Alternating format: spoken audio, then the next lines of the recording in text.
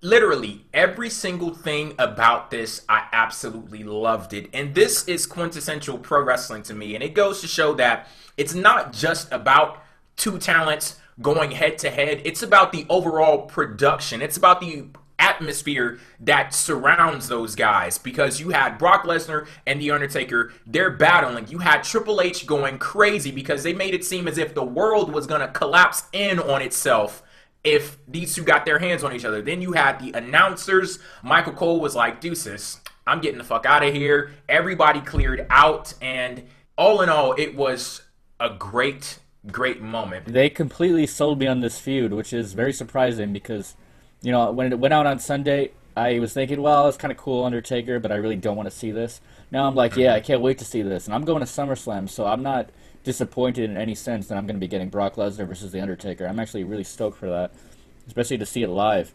It's always great to see Taker's entrance live, but aside from actually going there, I'm actually really sold on this feud between Undertaker's promo, which I thought was excellent. To me, it's one of the best promos Taker's cut in a long time, and I know he hasn't actually cut a promo in a long time, but I've never listened to a Taker promo and gone, wow, that was really good for a long time, except for this one. I was like, wow, that gave me chills. Like the way he articulated everything, the tone of his voice and his explanation. And I know we were talking about, at least I was talking about a lot how Undertaker looked like a dick.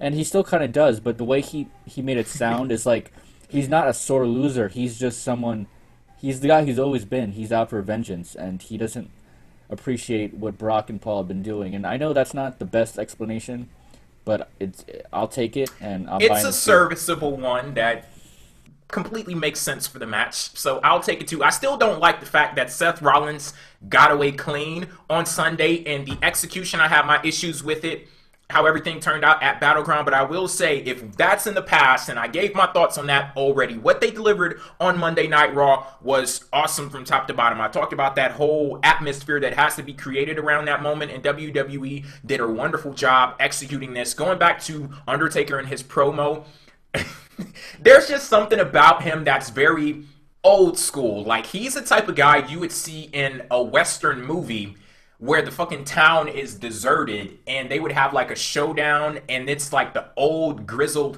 veteran where you may not give him much of a chance, but just the badass aura that he exudes, it kind of like takes him over the top. And that's exactly what Undertaker did in that promo. So that was great. Paul Heyman, forever the antagonist, just poking and prodding at the Undertaker, and then it all leading into Brock Lesnar rushing the ring and all hell breaking loose. I thought it was great, and I'll go as far as to say this.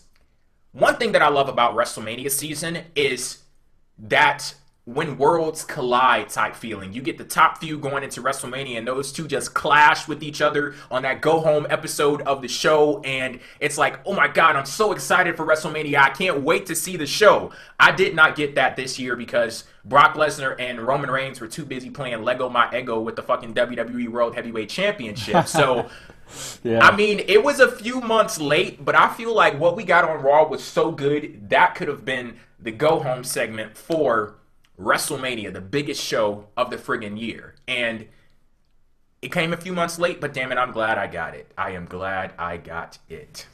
So you don't have any problem with the Undertaker versus Brock Part 2 at SummerSlam? Because I know you were an advocate of the ending to the first one, like we talked about.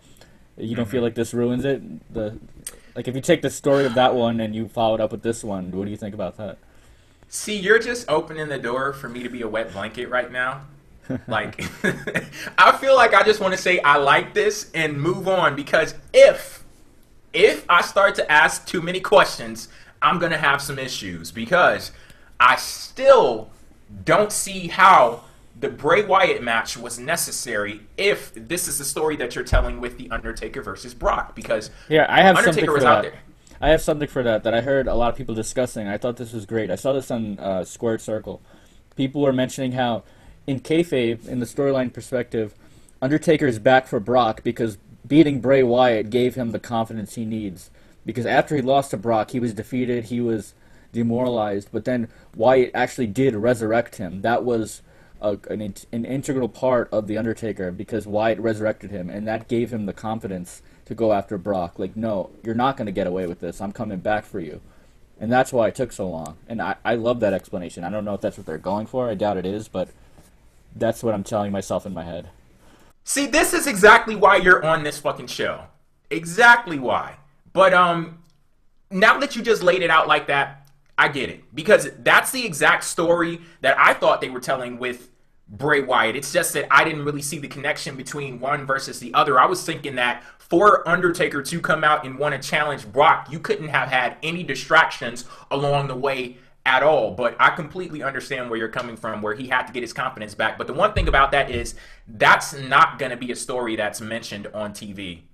Because Brock, Undertaker, he can't come out and say, oh, I was broken, my spirit was broken, and I had to beat up Bray Wyatt to be, you know, resurrected, to get my confidence back, I can't say get his smile back, because did he ever have a smile? I mean, he could never say that, but there are ways, if they want to get that across, there are ways that they could do it. You know, they could do it over the commentary, they could have Paul Heyman infer that, they could have even Bray Wyatt do it, even though that'd be kind of out of place. But, I mean, there are ways that they could get that across if they want to. I don't think they're thinking of that, though, so I don't expect to see it. But, you know, knowing Paul Heyman, he might actually bring it up, because he's the kind of guy who pays attention to this stuff, so he might actually just bring it up without creative even knowing or thinking about that. Yeah, he has his finger on the pulse of what's going on. He's the one who introduced the whole Greek tragedy thing onto TV. So, yeah, Paul Heyman, I'm counting on you. Hold it down. Me too. Hold it down. He's the guy that I count on to bring back continuity.